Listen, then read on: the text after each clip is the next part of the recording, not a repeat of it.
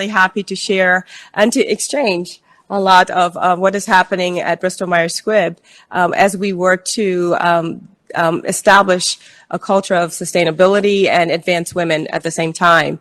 As Kristin noted, I lead what is called the Bristol Myers Squibb Network of Women. This is a unique business model that Bristol Myers has implemented. It started in 2015, where we took a concept of employee resource groups and we actually aligned them to full-time business roles for executive development of women.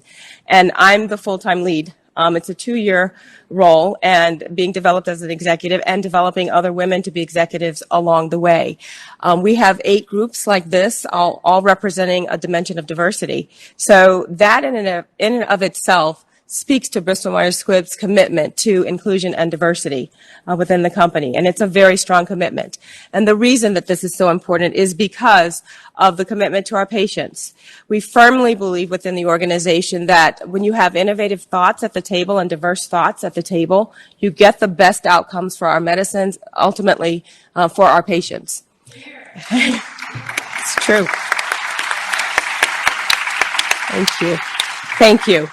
Some of the conversations that we have been having since the pandemic and how we can look forward to the future, and as many of you know, we are on a journey. I cannot tell you we have a perfect answer to what the workplace of the future will look like, but I can share with you some of the things that we've put in place since the pandemic. And again, as I share these things, I stress it is a journey that we're on, right? We're all learning. But let me start, and I'm going to put this in 3 buckets. I'm going to talk about the workplace, I'm going to talk about our people, and then I'm going to talk about our social responsibility. Okay? So let's start with the workplace. You know, as we had this total immersion of our families and workplace as a result of the pandemic, we had 2 sides. We had those who were running back to the office when the opportunity came, and then we had those who did not want to come back. And then there were some in between who could do a hybrid. So we listened to our employees, and most especially, I have to applaud our leadership because they listened to our women. Women were the ones more disproportionately impacted, as we've heard previously. And so we really listened to what really are the needs of the women coming back. So we developed what we call 2 things. Yes, there's a policy. It's a flex policy that requires us to be in the office 50% of the time. Everyone writes a policy. But what is it that you want to establish as your culture?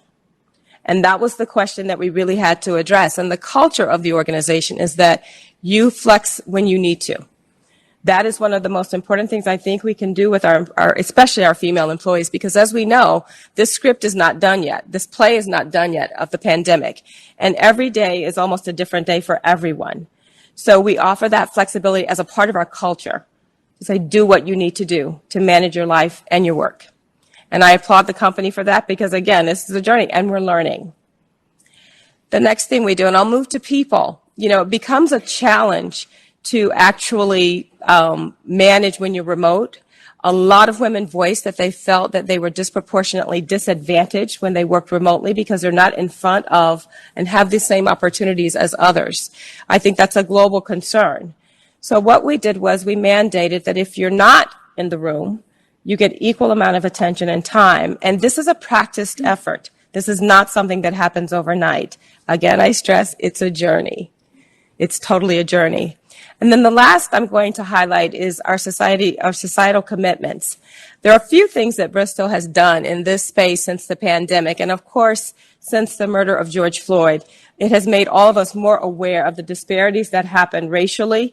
And of course, we are aware of what happens from a gender perspective.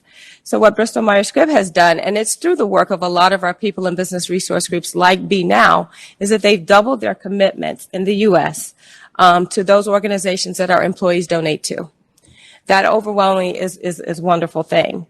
They've also upped the ante, as I say, on our fundraising efforts to support cancer research and those new and developing researchers who are doing things that are new and different and novel in the space. So I think that's pretty spectacular as well. And then lastly, we talk about women. One of the things that we've noted, and one of the things that we're very committed to within BMS, and we've done this through Be Now, is we're looking at the issue of domestic violence against women around the world. And so we've asked our organizations and our chapters around the world to actually make this a priority as a part of our community outreach. And so what they're doing is they're increasing employee giving to all of the organizations around the globe who support women impacted by domestic violence. And I think that's amazing. So thank you, Kristin. I'm going to stop there for now. Just a really short update on what we're doing. Okay, thank you.